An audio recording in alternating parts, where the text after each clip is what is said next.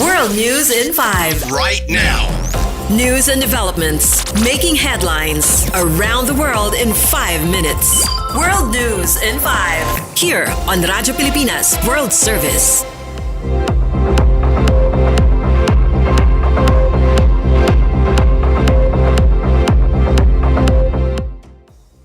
Good day, this is World News in 5 here on Radyo Pilipinas World Service.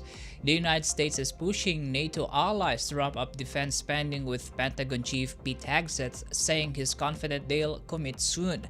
Speaking ahead of a NATO defense ministers meeting in Brussels, Hegseth reiterated U.S. President Donald Trump's call for allies to raise defense spending to 5% of GDP, more than double the current 2% target.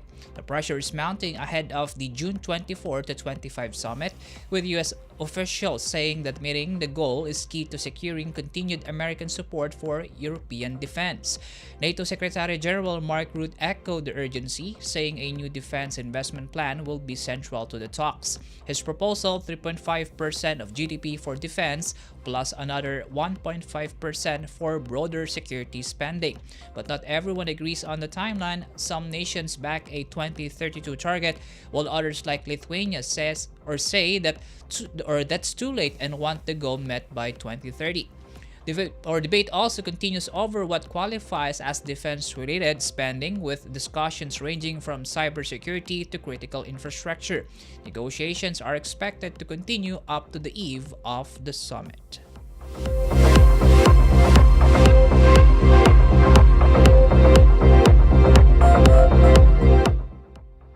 In our news, in a strong show of diplomatic solidarity, Guatemala has reaffirmed its support for Taiwan, one of the island's few remaining formal allies, during a visit by Guatemalan President Bernardo Arevalo.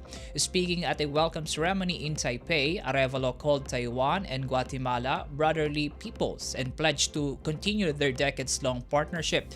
Guatemala is one of just 12 nations that officially recognize Taiwan, as Beijing continues efforts to isolate the island diplomatically. Taiwan, however, maintains it has every right to form state-to-state ties.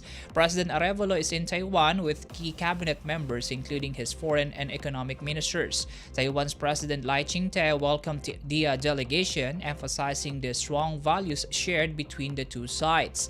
The visit comes amid growing U.S. concern over China's influence in Latin America. Earlier this year, U.S. Secretary of State Marco Rubio voiced support for Guatemala's ties with Taiwan. Last year, Taiwan's former President Tsai Ing-wen made a trip to Guatemala shortly after Honduras broke ties with Taipei in favor of Beijing.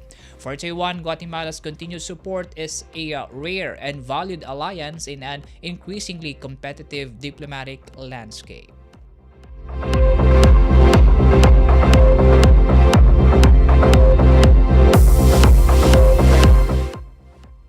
More news overseas. A new UN report is raising alarm over unprecedented ocean heat in the Southwest Pacific, with severe consequences for marine life, coastal communities, and even the region's last tropical glacier.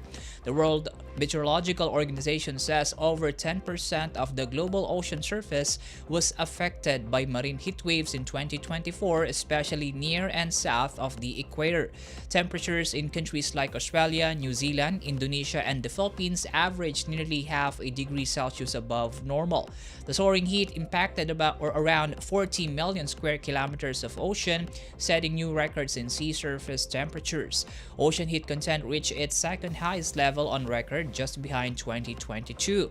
Cyclones intensified by climate change battered the Philippines in late 2024, while sea levels in the region continue to rise faster than the global average. That's a critical concern, as more than half the region's population lives within just 500 meters off the coast. The report also warns of the looming loss of Indonesia's last tropical glacier, located on New Guinea Island. Satellite data show it shrank by up to 50% in just 1 year. The findings add new urgency to global climate action, as one of the planet's most vulnerable regions faces mounting threats on land and at sea.